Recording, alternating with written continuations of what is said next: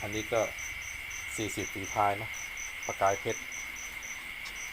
เป็นเรือยุคเก่าๆเนาะก็จะอวบๆหน่อยก็ทรง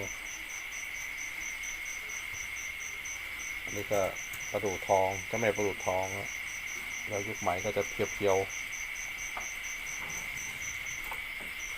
แต่พวกนี้ก็30ฝีพายนะนี่ก็เป็น